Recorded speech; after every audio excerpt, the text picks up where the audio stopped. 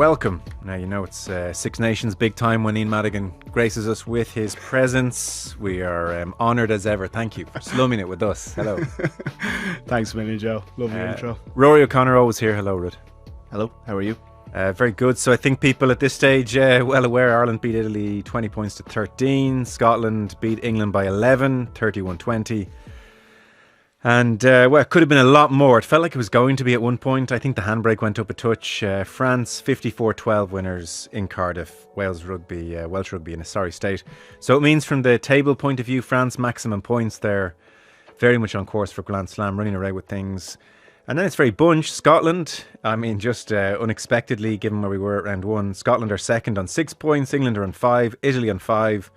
And Ireland probably regretting the Jack Crowley kick at the death. Missed out in the bonus point. They are on 4. Our rugby coverage on Indo Sport is brought to you by Energia. They sponsor rugby in Ireland at all levels. Grassroots with the AIL. They are official energy partner to Leinster, Connacht, the Irish men's and women's teams. Their Rugby for All initiative supports inclusion, welcoming everyone of all abilities to participate in the game. And if you want to learn more about Energia's rugby partnerships and find out about their exclusive home energy offer for rugby fans, you can visit energia.ie/rugby. I wouldn't usually do this. You know, the game generally is what we should analyse first, but I think we're at such an interesting point now suddenly in the Prendergast Crowley situation, and Farrell's comments widely reported today, which I'll mention in a moment, just to kind of put spotlight on the issue. Give me a word on both their performances. First of all, out the gap, this number 10 situation is really to the fore now. How did Prendergast do, aside from the two kicks? Two kicks we could all see for ourselves. And then how did Crowley do when he came on? Ian, start with Prendergast, general play. Prendergast was poor at the weekend. And he looks like a guy low on confidence. I was heading to do the commentary for Scotland England, so I actually missed some of the second half, and I just was on WhatsApp. Message came in and was, he's missed another easy conversion. So I was on Twitter then trying to find the conversion, and it wouldn't pop up initially. But what was stark at the time was I was watching all these videos of him playing under 20s, the initial games he was playing for Leinster, and I was just going, that's not the guy I was looking at in the first half of this game against Italy. Confidence is a hard thing to measure, similar to momentum in a game. But watching him at the weekend, he didn't look confident. There was one instance where it gives you a tell of, you know, where someone is at mentally. And Ireland had a really nice passage of play. We get into the Italian 22 and there's a ruck 5 metres out from their try line. And Prendergast is there. The ball is there ready to play. 6 months ago, he picks up that ball, passes it to Osborne. In the game, he decided to go over the ball and effectively ruck. Italy saw that as an opportunity, counter-rucked, won the ball back. Just a small snippet within a game, which is that break up the left-hand side, maybe 7-8 metres out. Exactly that, yeah. But it just gives you an insight. You know, do you want your hands on the ball or do you not? Did you feel he's been lacking confidence for Leinster in the build-up to this Six Nations? Yeah, I do, but there's still been parts of his game that have been really good as well. We said about his defence, when you go up the levels, whether it's Champions Cup or into international rugby, in particular the Six Nations, you're coming up against better athletes, better coaches, better tacticians. Their ability to expose your weaknesses just goes up. And we're seeing that through the Six Nations. France did it particularly well, getting him moving laterally, challenging him on his inside. Any opportunity Italy had to get their hands on him at the weekend, they took it. If he was beside a ruck, whack him. If you get the opportunity to keep him down, whack him. If he passes the ball, hit him late. And they did that really well. And he ended up kind of getting himself into, for example, breakdowns that he wasn't really needed to be there. He was still like working hard and trying hard, and you'll always get that from him. And even watching him in the first half, it reminded me a bit of myself at times when I'm looking at him going, I think this guy is low on confidence, but he's trying to give off the air that I'm in total control. But he wasn't. And like the execution of what is usually at such a high standard for him, his line kicking, for example, getting the ball airily accurate, wasn't quite there. And just his match sense, his match feel, the pass that he throws out to James Lowe and Lewis Line nearly intercepts. I don't think that passes on. I think that's outside of Prendergast's usual remit of high percentage, good option taker, excellent passer under pressure. That wasn't quite there for me. The way the game unfolded, he's getting targeted defensively. Like, you look at Menoncello targeting him, runs over him, makes 7, 8, 9 meters. They go down the short side attack. Then they target Casey. Casey gets caught high, penalty. The game completely turns. And that's just, it's just one instance. You're looking at the tackle on its own. You're going, oh, it's not that big a deal. He still got him down. But it really affects the players around you. And I think you look at that in contrast to Crowley coming on. Chest was out. Prendergast was going off with his head dipped. And look, I think the world of Prendergast. This guy will be back. He does certain things that are genuinely world class, but he's way off the high standards that he set for himself previously. Prendergast comes on straight away. The guys are looking at, Crowley comes on straight away. The guys are looking at him, going, "This guy's in control. He's ready to rock." And the first attacking passage of play that Crowley put together was phenomenal. And doing that cold off the bench when you're kind of thinking, I'll just feel my way into this game. No, all the chips were over the line. And the execution and the confidence that he showed, how he took the ball to the line, whether he was giving it early, whether he was drawing defenders, playing to the space. But at the same time, that initial passage of play that led to the brilliant Ireland try was the highlight from Crowley. But what actually came after that wasn't particularly good from him. He missed some big opportunities. You look at the forward pass to Gary Ringrose. He needs to just get that through his hands immediately. As supporters, we're getting excited watching it, but that was a big missed opportunity. Yeah. At the end of the game, when James Lowe makes his break, that's a 3-on-2. He's opposite the loose head prop. Crowley is. He's got to fix him, and he's got to create a genuine 2-on-1 for Timoney and McCluskey. He gives it early. The loose head prop of all people gets out and defends Timoney. And then obviously, look, we've got the mistake of the missed touchline kick at the end. Yeah. So that's interesting, because I was going to ask you at a certain point, if you took away that opening salvo, which leads to the Balakoon try, which is amazing, there for all to see, the rest of his game, you couldn't say, oh, Crowley was great by any means, far from it.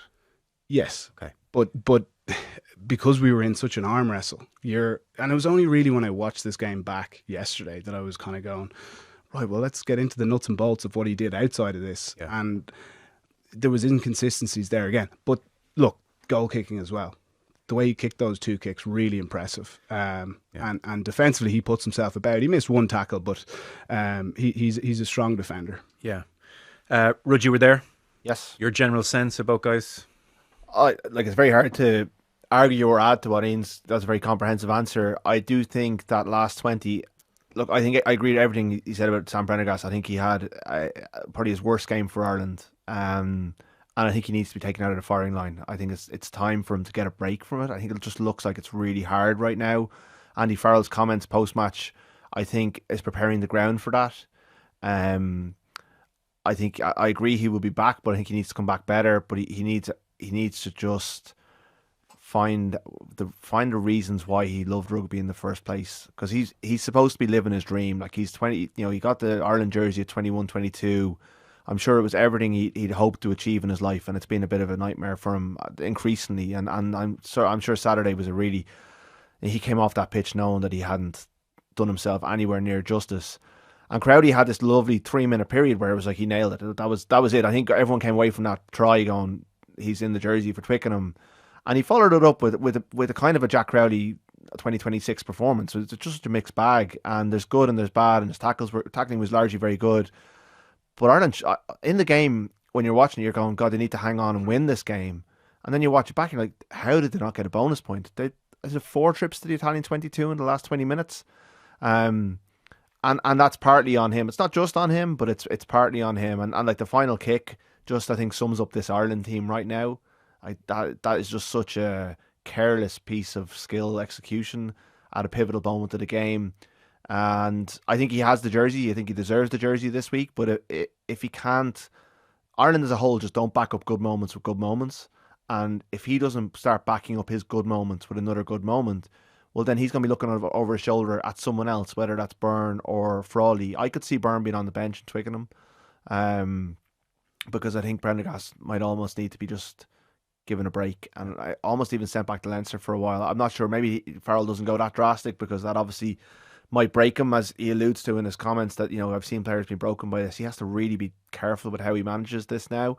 But I think until Ireland fix this and find someone who can run the team and run the game and back up good moments with good moments and give the players around them confidence, I think we're going to be stuck in this kind of cycle of kind of mediocre performances where they're good enough to win, a bit like Leinster season. Like, they're good enough to win fights, but they're not when they go up a level, which I think is going to happen to Leinster later in the season. I think is possibly going to happen this week, although England, I'm not sure, are good enough. But we saw in Paris, when they go up a level, they can't live with that.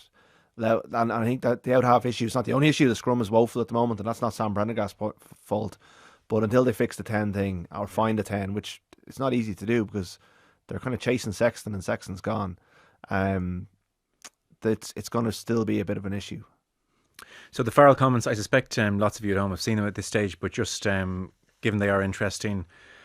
Rudd was in the non-broadcast section, so oftentimes coaches are a bit more relaxed. They know they're not being recorded, so they talk a little bit more freely. So he brought this up largely kind of apropos of nothing. The guys were talking about the 10 situation. He said, you know what, I might be talking out of school here, but in my opinion, for what's gone on over the last year or something, especially with the keyboard warriors, I think people need to ask themselves, really, are we Irish? Do we want people to do well or not? He said it can be tough for these kids. I've seen it to and fro, both of them. They're strong characters. It takes a lot to break kids like that, but I've seen it affect people. So the keyboard warriors on Twitter need to cop on and help these kids. Agreed, everyone. I mean, it's funny. I had just some absolute potholes tweeting over the weekend on Virgin. Like this guy was just incessant about Crowley, ask about Crowley. I'm kind of thinking, the lack of awareness. Crowley would cross the road to avoid you. Your behaviour is embarrassing. You're a grown man and you're just behaving in a delirious way. But what can you do? That's the reality. That's Twitter. That's social media. But it does bring us on to something I wanted to ask you about. Prendergast was given his first cap at 21 years old against Argentina in 24. This was after Crowley had like a lot of people that game, bad performance against New Zealand in the opening game. And straight away it was, first chance I get, Prendergast in. And that was when Prendergast was 21. And I suppose we all read that as Farrell, Sexton, all of them, they've identified the ceiling with Prendergast is higher. That's what, that was always the great refrain. And so they're just giving him the keys and they're keeping him in and they're going to stick by him. And that's sort of largely what's happened, give or take. The wisdom of that. So Farrell was asked, do you regret doing that? And he said, no, I've no problem at all. He was playing outstanding rugby. He'll continue to do that. I imagine a much better parallel universe for Prendergast where Crowley was, fresh off winning the Six Nations in the 10 jersey, had not done much wrong, was part of a New Zealand performance where everybody was off. Stick with Crowley. And if, Prendergast is only 21, this guy's introduction, for me, this guy's introduction to international rugby should be 60, 65 minutes off the bench, games loosened up, you come on, you show people what you can do. People are going to love this kid. He'll appear on the bench and people will give him a big cheer. It's like, and in certain games, it won't always go well, but he's that kind of game breaker. He'll open things up. Maybe he's a second playmaker sometimes with Crowley. And I think you do that for the first year or two of his Ireland life. Because your phrase stuck with me, Rudd. He would love life then. I think it would reshape the dynamic between the two of them into a much less toxic place. Like, rightly or wrongly, there's an argument that Farrell, as much as he's asking for people to behave on Twitter, that's never going to happen. It's going to be toxic. There's a Munster-Leinster thing. I think when you've got a 21-year-old, you have to think about those realities and think, well, I know Farrell was 17 and went in and did it at Wigan, did it at England. This is a different situation. I think he should have been just brought in as Mr. Impact. There's no kind of toxic thing. They work in tandem, as opposed to in you go when you're not quite ready, but we think your ceiling will be higher long term. Like, you run the risk when you do that somewhere along the way, the confidence gets destroyed because it is such a weird bubble world atmosphere you're throwing him into. And I think that's what's happened. I think he's sort of been shredded a bit by this experience. And I think Farrell may reflect on it and say, did we give him the best possible chance to love life? Because he's a player who needs to love life to play good rugby. Yeah, I was the one who asked him that question. Farrell was really impassioned when he was giving those comments as well. He was very head up about it. He was. I think the fact that he's Owen's dad, and Owen has been through a lot of stuff as well, fed into his is the emotion that he feels around, and he's quite protective of them. I mean, he's kind of a he's very known for his emotional intelligence, and he can see the impact this stuff is happening. But I do think he has to take responsibility for putting Prendergast out there and backing him so strongly, when I think now we have the body of evidence to say he wasn't ready. And at the time, I do think Jack Crowley did lose form in the end days of the Graham Roundtree era, just before that November window. He wasn't playing well, and he has lost form a couple of times. Partly probably because Farrell has lost faith in him, so it's a kind of a double-edged sword. You back one, the other starts to question everything in his game, and he's chasing something, and he starts second guessing himself. And we had the contract thing last year, so he's had an awful lot going on, Jack Crowley. And we saw Farrell fairly callously left Joey Carberry just for dead. Joey Carberry was the number 2 for the entire 2023 window until I think the Six Nations 2023. He was just gone. And he ended up leaving the Irish system. But Carberry's still quite embittered about that, I think, and I know he's coming back. And Crowley was almost the same. Farrell just kind of stopped talking about him. And when he asked him in November 2024, when he asked about Sam, he talked for effusively, and then he asked about Jack, and he just shut it down. And it was almost like he'd fallen out of love with him. And I guess Crowley heard that and felt that, and then there was this other stuff going on in the background. But I think when Farrell reflects on it in the fullness of time, when maybe he's left the job or later on, or maybe Jack comes back in, maybe he'll think this is the making of Jack Crowley, that he had to go through that to become the player that he is. But perhaps the way you've kind of framed it there is the way he should have gone about it. Or maybe Kieran Frawley, he shouldn't have lost faith in Kieran Frawley after one really bad bench performance against New Zealand, having won a series or won a game in South Africa the previous summer with his drop goals. And we've barely seen him since. So it wasn't the ideal situation in the first place, with Sexton retiring and so little experience behind them. But the way it's played out, I think we can see that he pushed Prendergast too much too soon. I think he thought he could handle it better than he has, and he probably didn't envisage. I think he thought he could get the defence right. He thought he could play himself into kind of the player that he wanted him to be. But physically, is he ready? Mentally, clearly, he's got a bit of baggage around it now, and it's damaged him. I mean, Farrell kind of hints at, I've seen it break players before. The hope is that it doesn't break either of them, because Ireland need them both, and they'll need them in maybe this weekend, certainly this summer, next autumn, and when it comes down to the World Cup. And I think right now Crowley looks the much stronger of the two to go forward with it.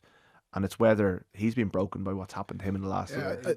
I think on that, like you touched on it there, Rud, it has been reactionary at times. You think back of Crowley's poor performance against New Zealand, he's dropped. Frawley's poor performance, he's dropped. It looks like Prendergast is probably going to be on the receiving end of this week. So we can talk about keyboard warriors and stuff, and that is a terrible part of what players are dealing with. But there has to be some responsibility from the Irish coaching team with how they've managed the number 10s. And look, we love talking about it. What I will say is, on your point, Joe, of being put in at the very top. When you're put in at the very top, there's nowhere to go. You can talk about the Lions, right? But you're starting for Leinster, you're starting for Ireland. Are you going to stay there for 10, 15 years in professional sport where it's unbelievably competitive? Unlikely. Your point of, could he have been maybe on the bench for some games, not involved for some games, starting maybe easier games, building his way into it? Absolutely he could have. We've touched on being exposed when you go up the levels, and that has happened. And at international level, you're trying to find the leak at the bottom of the boat, and they are doing that at the moment. You also talk about the ceiling of players. Talking about the ceiling of players is trying to predict the future. You're seeing things in training. You're liking how they're managing the game, how they're talking in group huddles, the preparation they're doing. But you're not necessarily seeing if these guys are big game players. What are they like when the pressure comes on? Over my career, there are loads of players that I trained with.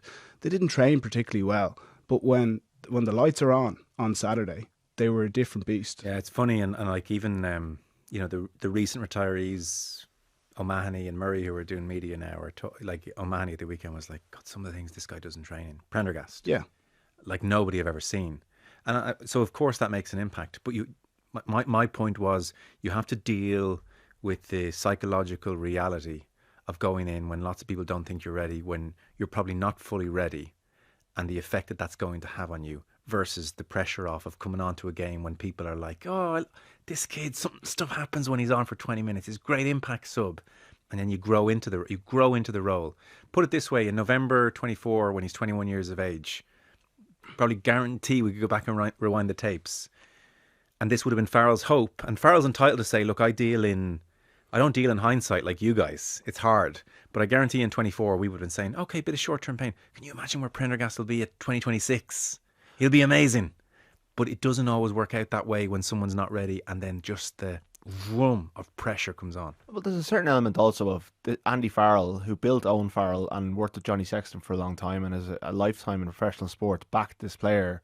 So you think, well, he's a very good judge of player, and he's done it over and over again with different players in different positions. There was a certain element that at time go, well, if they're seeing this in training and they're speaking this highly about this guy, he must be this good. And there's a certain element of trust.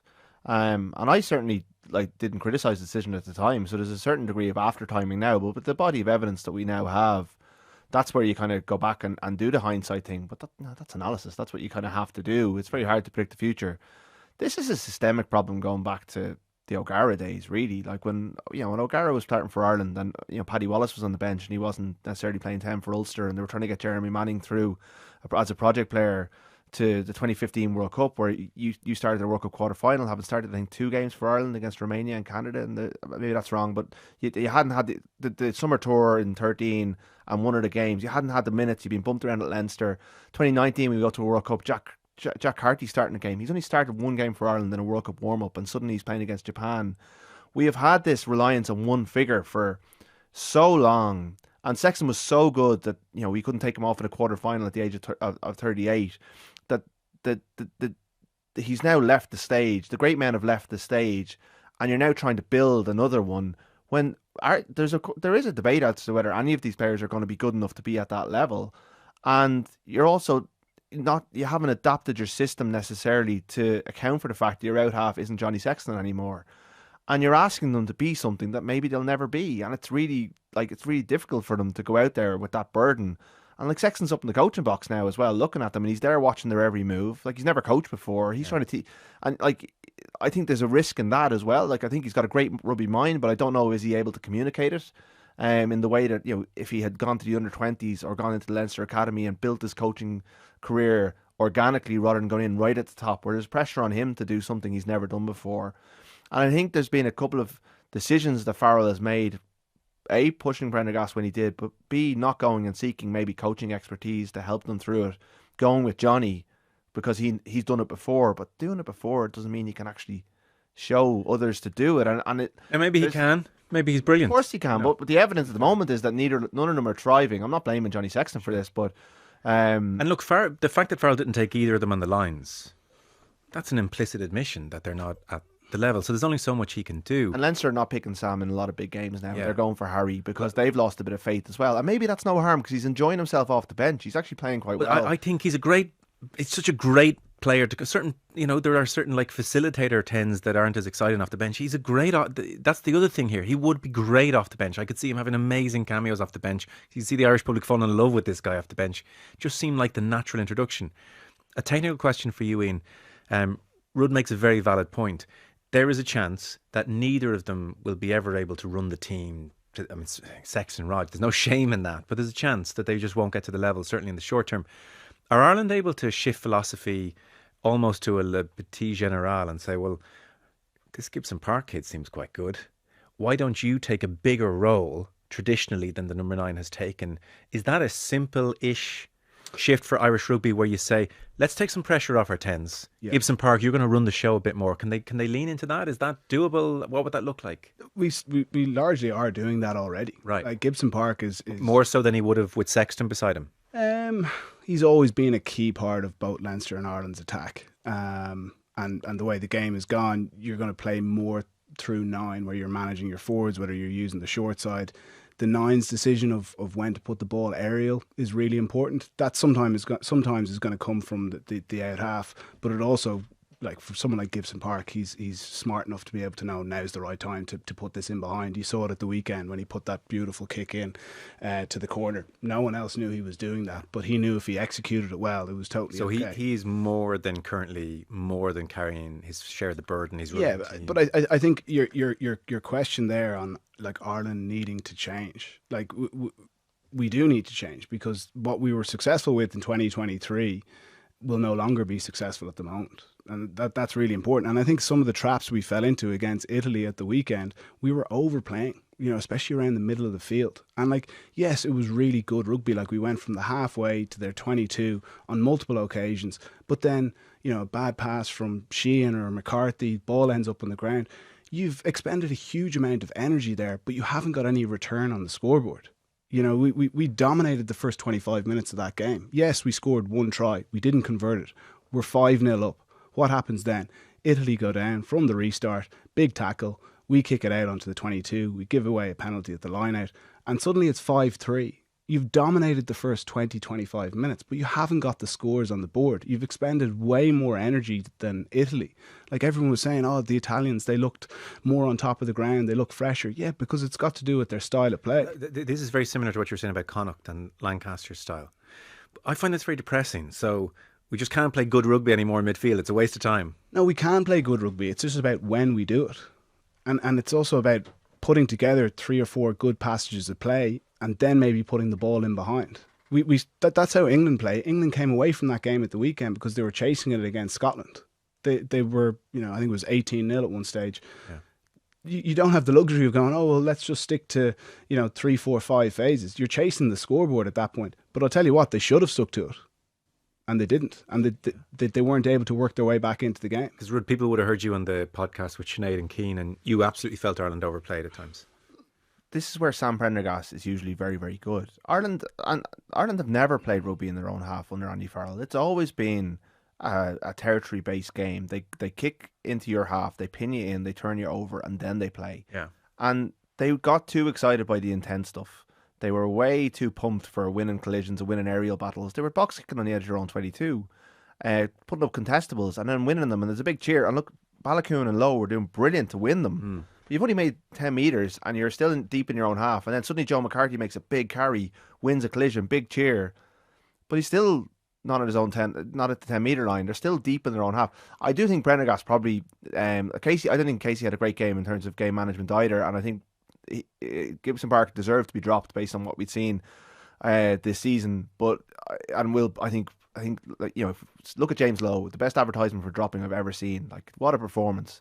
If Joshua van der Veer plays the way James Lowe does next week, then it's another advertisement dropping. Yeah. Gibson Park will come back stronger, but I think Prendergast would have benefited from having Gibson Park beside him because Gibson Park's such a good decision maker. And I think they got so excited with the intent thing, got so excited with winning collisions and winning aerial contests, they forgot where they were. And they punched themselves out, and they looked absolutely wrecked by 30 minutes in. It's interesting because it was notable in both halves. In the last 10 minutes, Italy really did finish stronger. Although defensively Ireland were excellent in the last 10 minutes, and there was good elements of this performance, and it's kind of and I understand why we've talked about the 10s for 15-20 minutes, but the scrum was obliterated. As the game went on, they lost contacts, and Italy were fronting up and winning big collisions, and that's very hard for a 10 to play off as well. So there are far greater issues. The overall skill set in Irish rugby has just fallen off a cliff this year, and that's not helping because Prendergast is trying to play out the back of Dan Sheehan, as Ian said, and the Sheehan's pass isn't good. Sorry, that was Osborne. Sheehan's pass to Osborne just isn't good enough. Osborne probably should hold it. The Joe Schmidt to O'Driscoll line, good players hold those. But still, it's just not quite at the level that Ireland would expect. And that's very hard for Andy Farrell to fix right now. That goes back to the way Leinster are playing, the errors we're seeing week on week in Munster, Connacht, the defensive issues they have. They're not getting anyone into the 23 at the moment. And the players who are playing well right now are Ulster players who are playing who are confident and playing really good rugby in the Irish style under a coaching team that's very aligned with the Ireland team. Yeah. And it's no surprise that suddenly Stuart McCluskey's the best player in Ireland, that Nick Timoney looks like to the manner born, and like needs the more they get Nick Timoney on the pitch, the better. Like you play with these guys even when they weren't getting picked, but suddenly they're aligned with Ireland and they're playing well and they're confident and they look like they're ready to step into the Ireland team, whereas the Leinster players look like they're just... Their instincts are sharp. That's the thing. And that's where you look at the Joe McCarthy pass out the back to Prendergast in the first half. That goes to hand. I think it's a 5-on-2, right? Joe Mac doesn't look where he's passing there. And for me, his instincts aren't sharp enough at the moment to not look where he's passing there. And that's where you've got to take yourself back, but on the flip, to execute on that, right? But on the flip side, you're looking at some of the things that Stu McCluskey is doing, like the American football pass to Balakoon, the offload for Osborne. He's earned the luxury, he's earned the right to do that, because he is playing so well. He is dominating the physical contest. His ability to get his hands free and to know now's the right time to throw it, now's the right time not to. That's because he plays that way for Ulster week in, week out. Joe McCarthy's carrying that ball for Leinster more often than not. He's also used to just counter rucking. That's what he does. He does that really well. He's not playing well at the moment, and you're not going to find a bigger Joe McCarthy fan than myself. But he is struggling to get himself into games because it is very different to what he's doing week in, week out for Leinster. But yeah, agreed on McCluskey. Like he came up with 3 world-class moments in that game. Like the turnover before half-time where he strips, I can't remember which Italian player it was. If Italy score there, I think they go on and beat us. The offload for Osborne was quality, and I think you're looking at what we were trying to do against New Zealand, but it wasn't quite coming off because people weren't running the right lines when Stu was getting his hands free. The ball was ending up on the ground. Now you're getting smart rugby players like Osborne looking at McCluskey going, I think he's going to dominate this contact. I'm going to run an aggressive line here. They're getting to know him. They're getting to know him. Yeah. Yeah. Round off the catch pass quality alignment. If you're not doing it for your club, it's much harder to just suddenly turn it on for Ireland. That's a significant issue for the type of game Ireland might look to play, you know? Like, can an edict go out from the RFU? Can everybody improve catch pass here? Can we get some basics kind of front of mind again? I mean, how do you get that sharp again? It is challenging, and I'm looking at some of it. Some of it's pass quality, some of it is just catching the ball. Some of it is alignment and communication. They're all little 1%ers. And it's really frustrating watching. And I'd say Prendergast was frustrated because, you know, he put together some good passages of play, especially in that first 25 minutes, but we weren't able to finish it off. And that's such a big frustration and such a big concern for Ireland. We're certainly not going to be able to do that if we're going to be successful in Twickenham this weekend. Yeah. And it's a long trend now. It's not a new thing. I have an idea. Go on. Thank Jack Nienaber. Send him home. Pay him off. And bring in Joe Schmidt to coach Leinster again. He's in Ireland at the moment. Half his family live here. His brother's based here. He's well gotten. He loves it here. All of the flaws in Ireland's game right now are all of the things that Joe is so good at driving. And if you have a coach of his calibre, I presume they're not going to go to Connacht and raid Connacht for Stuart Lancaster after 1 year. I think RFU would struggle to stand over that. But if you say to Joe, you're coming off your Aussie contract, you can still go back and as a consultant for them at the World Cup if you want. But we would love you to come back. You whatever you have to offer him, bring him back, coach Leinster, get those basics up to a high level.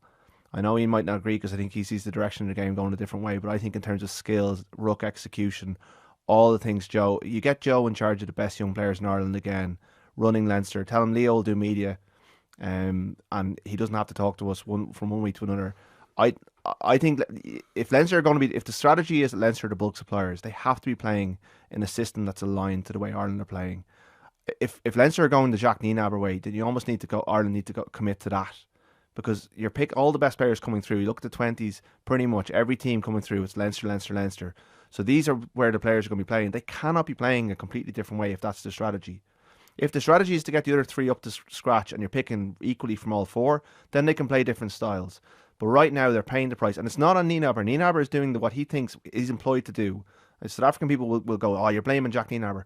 I'm blaming Leinster for hiring him, because I think hiring him completely, or Leinster are just doing what they're best for Leinster, but from an RFU strategy point of view, that was the moment where the two went in separate ways. And it's just so hard for Ireland to get these players back on the same page in the window that they have, because they're playing such a different style. And I think the Leinster players look absolutely wrecked physically, because they're so used to this aggressive line speed and what Lienaber is asking them to do. It's taken a massive toll on their energy levels as well.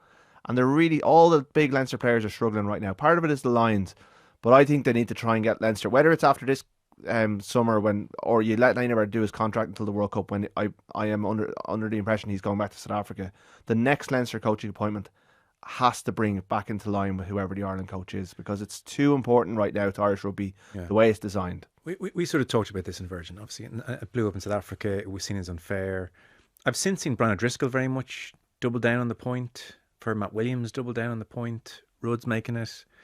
So Nienaber is not here for a second. Let's emphasise a few things. He's a double World Cup winning coach. Double World Cup winning coach. We're not questioning his credentials. Yeah. It is his prerogative to go into Leinster and get them as ready as they can to win Europe. Rudd agrees with that as well. He's coaching the defence primarily. He runs the rugby programme. He probably has a big say in the overall programme. He runs the rugby programme. He said that. Okay. That said, and that I'm not discounting any of that, by the way. South Africa's catch pass is good. They're not dropping balls left, right and centre. Who's the attack coach in Leinster? Who's the attack coach in Ireland? Who's actually saying to Nienaber, if he's running it, Leo, Farrell, this is all very well. I need my time in training. Let me work on some of this stuff, which is important as well. Like, say Joe Schmidt was the attack coach at Leinster and Nienaber was the defence coach, and maybe they're running the road. Now you're talking. Now you're talking. But I guarantee you, a stronger presence there would say to Nienaber, Jacques, love it. Rush defence. Ian Madigan says Ireland should adopt it as well. It's beautiful. Love it. I am making sure our attack is also humming. I'd be far happier if Jack Nienaber was an Ireland assistant coach, right? So challenging Andy Farrell, and I'd be on board with that. Fine. What we're saying is an alignment issue. That's it, because it comes across as an Nienaber issue, and I had my issues with the South Africa the interview he did that time. But like I'm talking about, this guy's a genius. But I think his system is based primarily on the athletic profile of the South African players, and Irish players are built differently, and I think it's taking a toll on them. But if they think that's the way to go, then go all in on it. But Ireland have to go with it for it to work, because if they're both doing different things, it's too. Can I just sorry, Ian? No, Ian, take it up. But like, I'm seeing points where Leinster against La Rochelle, it's like, you know, Tommy O'Brien out the back, double pump Sam Prendergast. I'm seeing like play. Yeah. So part of me does wonder if we're kind of overstating responsibility on like, do Leinster just play no rugby now? Are you sort of saying, like, when you said Joe McCarthy for Leinster, he carries that into a ruck and maybe they kick or whatever, but for Ireland they want to play a bit more? Is that kind of the key difference with Leinster and Ireland in attack? Or because where is the responsibility of the respective attack coaches here? Well, I think when we're referencing Joe McCarthy, we're talking about one individual player and what suits him. When he's playing for Leinster, he's got total clarity, and not much gets in the way of that. He's just physically dominating with his carry. He's destructive at the breakdown. It's really simple for him, and he's extremely effective at it. But for Ireland? For Ireland, he's not the most natural of ball players. He can do it, but it's not the biggest strength of his game. You compare him to some of the other forwards, like, let's say, Doris. He'd be a more natural ball player. And Ireland are asking them to play more ball than they're playing. Everyone, 1 to 8 in the forward pack, all have to be ball players in this Irish system. Okay. And that was a big Lancaster thing? Yes. Okay. But once your loose head prop makes a mistake, and that's tied in with 10, 15 phases, you could have 100, 150 positive actions within that. All it takes is one mistake for it to fall on its face. The high wire act. Yes. Okay. For Ireland to be successful leading into the next World Cup and at the next World Cup, we need to non-negotiably be the best passing team in the world. Well, that can't happen if Leinster aren't playing that way, no? Correct. We also need to be the best kicking team in the world, and we have the kickers to do this. Yeah. And thirdly, we need to defensively be really sound, and in my view, be really aggressive. Because, look, we know that we don't have the athletes that the likes of South Africa, France, England do have. When Ireland are successful, we're successful because of our technical and tactical nous. There are 3 areas that we can look after and be number 1 in, which is going to give us a chance. But they have slipped. They have slipped, and I was calling for the Ireland defensive system to change at the last Six Nations, saying, look, this is when Leinster's defence was absolutely humming. They were shutting teams out, and it's indecision from the Irish camp on what they're doing. Like, you're seeing that from as a coaching team, but also from the players. There's indecision on, are they getting off the line hard? Are they being tied to the ruck? Are they being spaced out? You asked me last week, Joe, how are we defending at the moment? You can't see it. You watch enough rugby to be able to tell. We've lost our identity in defence. Well, they're fully bought into the Leinster way as well. So it reminds me of when it's in Johnny's book where he went to Joe just before 2019 and said, look, we're doing great things here with Stuart Lancaster Leinster. Can we adopt some of this? And Joe said, no. Go back to when Kidney was a coach and the lads were playing under Joe at Leinster, and they were getting all this detail, and they were going into Ireland camp and going, this isn't as good. And when the two are like, if they're fully bought into what Neenaber's doing, they're going to Ireland and they're trying to play Simon Easterby's way and they don't think it's as good, that can undermine your faith in a system or a setup as well. So there's things there where I have confidence in this being a bottoming out or a kind of a drop in form mid-cycle, but where I think where I would have optimism about, say, a World Cup, is that a World Cup, you're not transitioning from one to the other in the space of a week or a 10-day camp in Portugal. Andy Farrell will get those players in June 2027 and will have them until the first World Cup game, where he has a fairly handy draw as well, where he will have nice weather, all of them will be fit, they will have had a summer break, he will manage their physicality, guarantee Dan Sheehan will be in good shape, Caelan Doris will be in good shape, Alan Walters will design a programme that will get them right. They won't have the same baggage. Yes, there's age profile issues in some positions. Yes, 10 is still a question that we don't have answers for. But right now, we now know that Robert Balakoon looks like a really top quality international player. Cormac Isuchukwu is suddenly ready to challenge Ryan Baird for that number 6 shirt, and you've Tyburn in the mix as well. Edwin Adogbo's 10-minute cameo. Yes, he gave away a penalty, but that guy is an international rugby player, and he takes the load off Joe McCarthy. Suddenly you have... And the scrum. Scrum held up when he came Absolutely. up. We'll come to the scrum in just 1 second. It's funny, by the way where you're talking about the World Cup there, it's the inverse of so many other World Cups where the continuity of Ireland is such an advantage mid-cycle, but then England and the other teams get together for 6 weeks pre-World Cup and they kind of get that continuity and almost close the gap on Ireland. So we've done it the other way loads of times. We've had great Six Nations a year, 2 years out from World Cups, and the result has been the same. So it's a different one. But like, we got to keep remembering as well, there are 10 players who will be in the 23 pretty much who are out injured at the moment. Yeah, no, it's true, and that's a huge thing. And that's shining. Jamie Osborne, like, there's a confirmation coming later. I think Ringrose is probably out the weekend. Okay. Like, Osborne could be playing 13 at Twickenham next weekend. I thought he was brilliant at the weekend again. He looks underrated, amazing performance from him. Right. He's a quality rugby player. Well, let's segue into that then with a view to Twickenham. So away from 10s and away from just that overall alignment, which is, a big thing to move away from. Yeah, give us the word on a few individuals who did well, did not do so well, caught your eye for various reasons. So Osborne, big tick. Balakoon. Yeah, I'll start with Osborne. Just thought it was a very, very comprehensive performance from him. He kicks the ball well. The line he picks for the try is high quality. He makes an amazing tackle on our line. I didn't think he was going to be able to stop him, and he decides to tackle with his inside shoulder. For all the boys and girls who was at mini rugby on Sunday, you'd be told to tackle with your outside shoulder, but the issue is there you can lose the contact. If you put your head across, get your feet into the ground, you can really whack someone on your inside shoulder.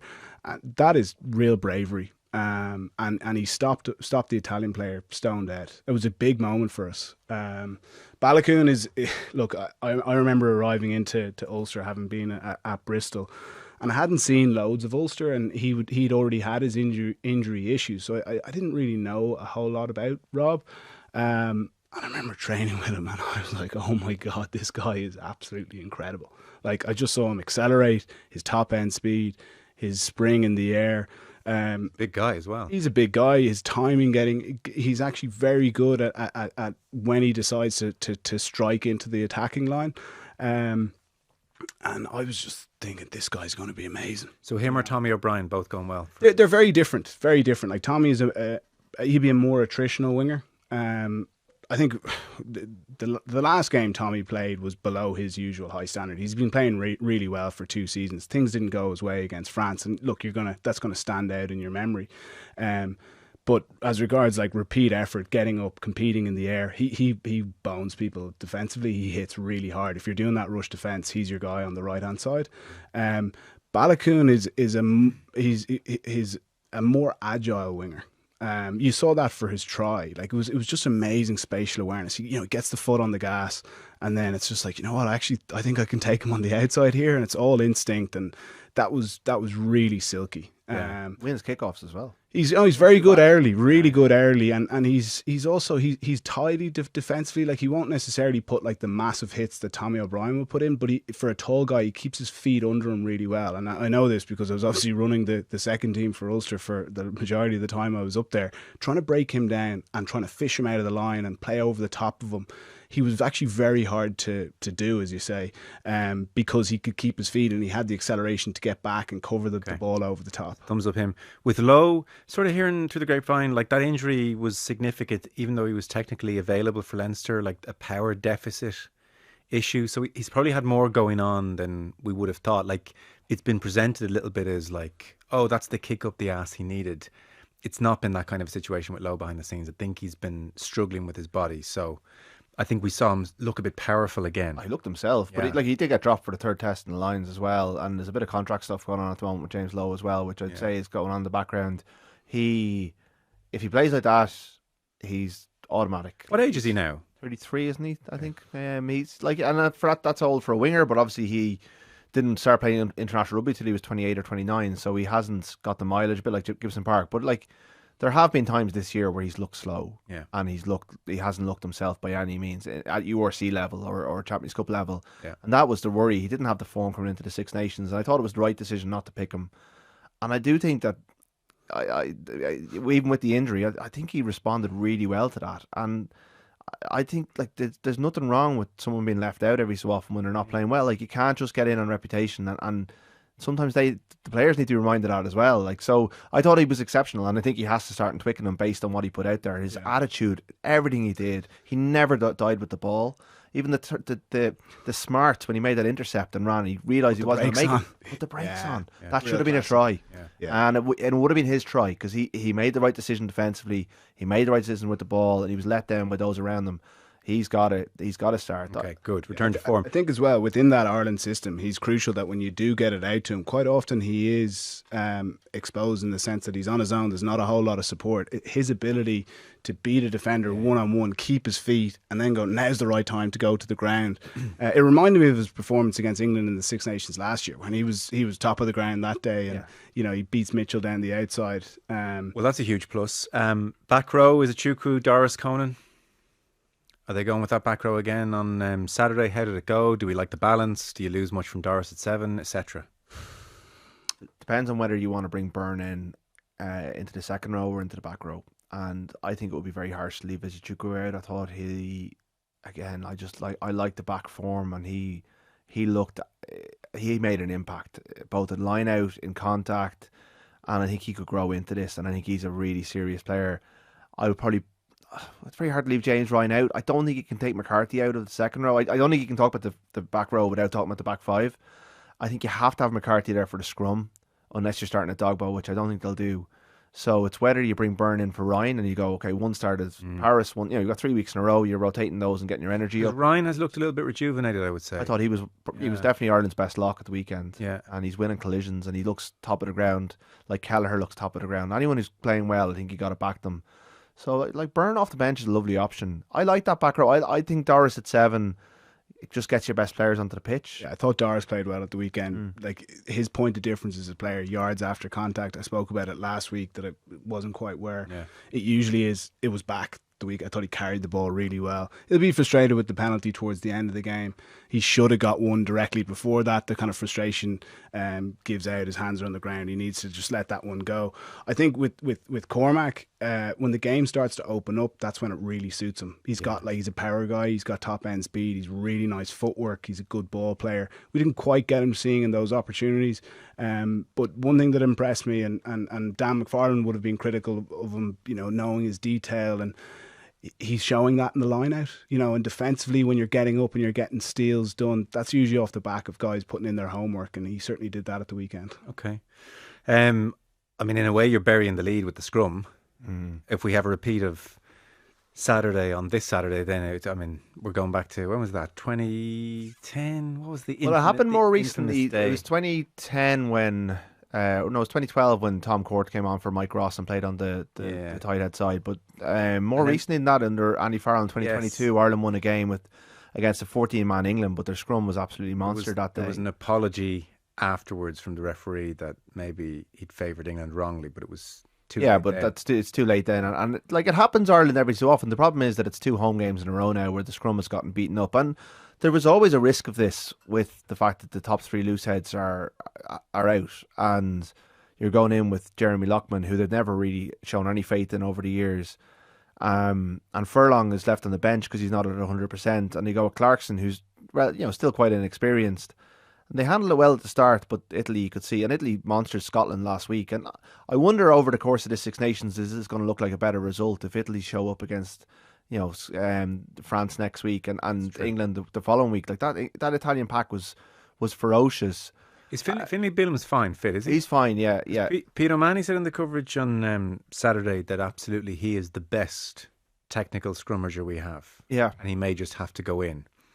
But again, it all depends on the weight you have behind them as well. Well, you could start Furlong and Bealham on the bench, and Clarkson's got 2 good games under his belt, and he'll be back in for Wales. None of us. I think loosehead is the issue more the right issue. now. I was going to say none of us are total aficionados to be able to pinpoint. But it was interesting that the scrum did shore up with Tom O'Toole there. Tom is really a tight head, but he has played loosehead in parts. I'd say a large part of that will come down to how it's going in training. Yeah. And I thought that leading into the French game. I wasn't as concerned as other people about the Irish scrum, because the French scrum isn't as aggressive as the Italians. Fischetti and Ferrari are particularly aggressive props. You said it there, Rud. We actually held up fine. It was the scrum on 36 minutes. We get munched 41 minutes, 45 and 65. 4 scrums. And arguably, we're lucky not to be yellow carded for one of those, because it was 4 out of 5 scrums that hadn't gone our way. If you look at the scrum that England have, Scotland held on for dear life against them. And we're very lucky not to have more sin bins, more turnovers at the scrum. England are going to come hard there with, Genge, Joe Hayes, quality coming off the bench. And yeah, it's an area of probably number 1 concern. Kelleher's the better scrummager of the 2 hookers, and he's playing, like, he was excellent off the bench. Like, really, really, that's his best performance for a long time, I think. And I think he should start. He might be smelling opportunity. I think he's looking at Dan Sheehan, and like, Sheehan's brilliant at a lot of things, but scrummaging is not his necessarily his forte. And he's a very tall hooker as well. And I've had a theory about moving Dan Sheehan to the back row for a while that I'm still, Look at you, you're like Razzie Erasmus over there. What else do you want to do? Well, like, Tom Stewart's in great form as well. Like, I'm trying to get best players into the 23. Maybe he doesn't have the anaerobic fitness to do it, but anyway, I can come back to that another time. But I think Sheehan's not Dan Sheehan right now, and he's been very good off the bench. He was very good off the bench in Bayonne. Last year, he changed the game when him and Jack Conan came on at home to England. Might just take the pressure off him, might just give him the idea to see things from the stand for a while. Both Kelleher, Sheehan, Furlong and Bealham all scrummaged against Ellis Genge on the lines last summer. Bealham and Genge have started a podcast. They're very close, so they know him very, very well. Both English hookers were on the lines as well, so there's a familiarity there that I think will help Ireland. Well, it helps both sides, but I think they'll know what's coming, and they'll be primed for it. But the big decision is whether you stick with Loughman after how things went at the weekend. He had a couple of errors in open play. I thought Michael Milne was the most unlucky player on Thursday when the team was named. I thought he went really well off the bench. And they went with O'Toole partly to see how he'd go on the loosehead. And it went really well. And I think in the open play, he was excellent.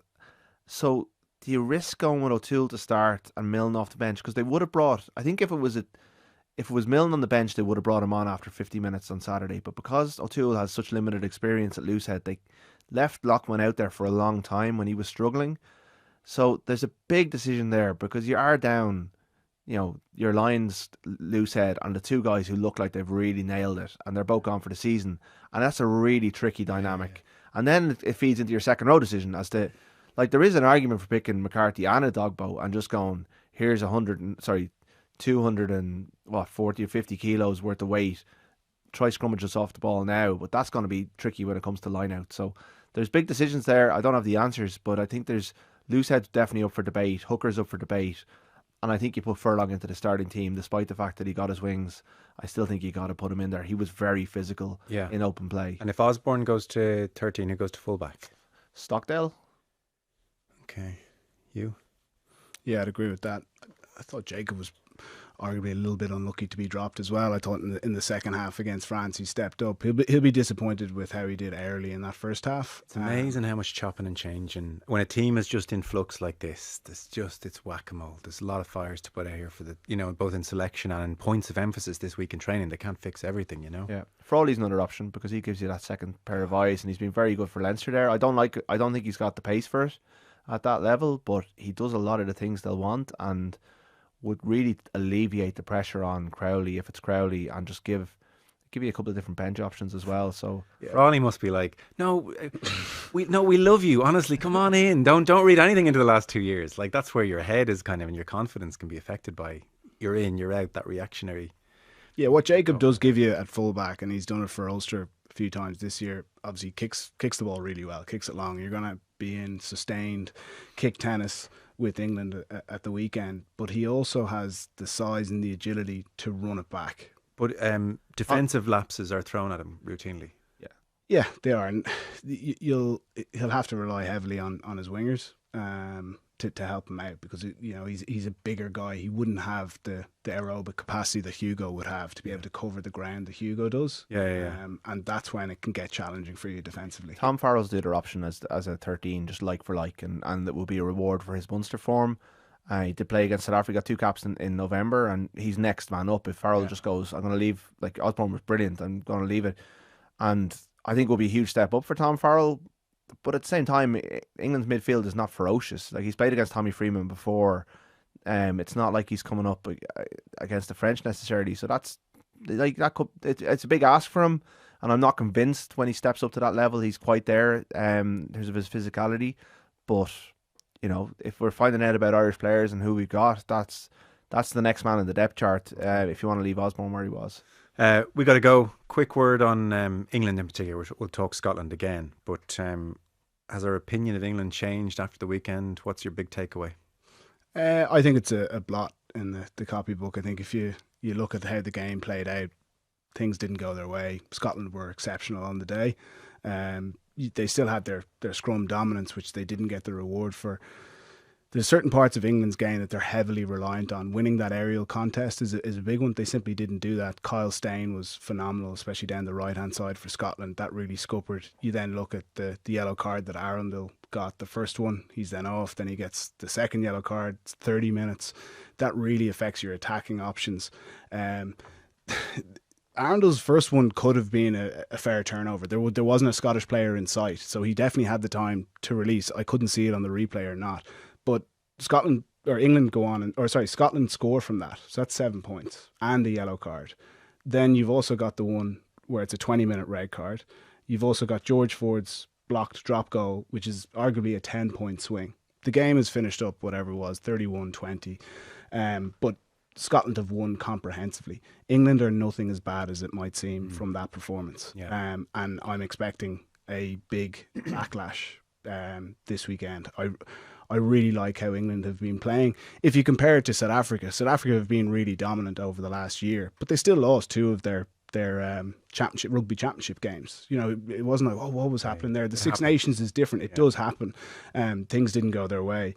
They'll bounce back. I'd expect to see some changes. Maybe Lawrence could come into the centre. Freeman could go back to the wing. I thought Tom Roebuck had a poor game for them on the right. And they'll look to challenge us both physically but also in the wide channels. They have the speed and the power to get go forward ball and then move the ball to width. We could see Finn Smith coming back in as well. A thorn in Leinster side last year, so he'll be licking his lips if he does get an opportunity. But I think we are going to have a long day at the weekend against England. Long day. Yeah, I do think this Ireland team can. Rud, long day. Would you stop? I'm not. No, I'm gonna. Well, I did write a piece today saying Ireland can win. So, I don't think England are as good as their winning run suggests. I think the best thing England did last year was avoid South Africa because they didn't have that unbelievable reality check that comes with playing against the box that France went through. and they jettisoned 3 of their leaders. Ireland went through and are still they're probably recovering their confidence a little bit. So that's part of it. And I think Scotland showed that if you stop England's strengths, if you hammer the hammer with England, they don't have a lot to go back to. If you win your aerial contests and if you're first to the scraps, if you're just cut off their supply at source, that you can make them look quite ordinary. Now, it's away from home. 2 years ago, Ireland went over as unbackable favourites to Twickenham. No one saw what happened in Twickenham coming.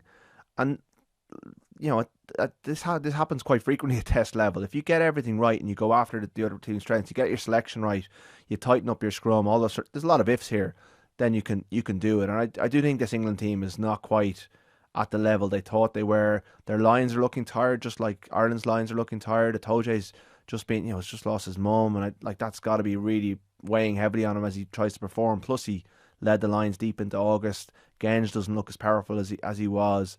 And I think Dingwall is a lovely player when you're going forward, but if you get him on the back foot and you start making him make tackles and win collisions, he becomes not a liability, but he becomes a little bit of a weakness. And Scotland gave Ireland a template as to how to go after them. The problem is Scotland have Finn Russell, and Ireland don't have a 10 of that quality to see the space that Russell does. So there's going to have to be some big performances, but it's definitely winnable. It's 100% winnable. I would still tip England to win it, but Ireland not by much. I think Ireland can. You don't have the same. Paris felt like a no chance. This doesn't feel half as extreme as that, is what you're saying. And I think they found a couple of really good players last week. The people that we thought we knew about, but we saw, and it's like, okay, a few of the big hitters started playing themselves back into form a little bit as well, and you can grow through a tournament. It's certainly not all doom and gloom. There's enough good players within that 35-man squad to put out a good team. It's just whether he can get a tune out of them and whether he can get them humming as they go on. It's a big ask, but it's definitely not beyond them. Okay. Brilliant, fellas. Our rugby coverage, as ever, with thanks to Energia. Big thanks to Rúaidhrí O'Connor. Big thanks to Ian Madigan, and we'll talk soon. Cheers.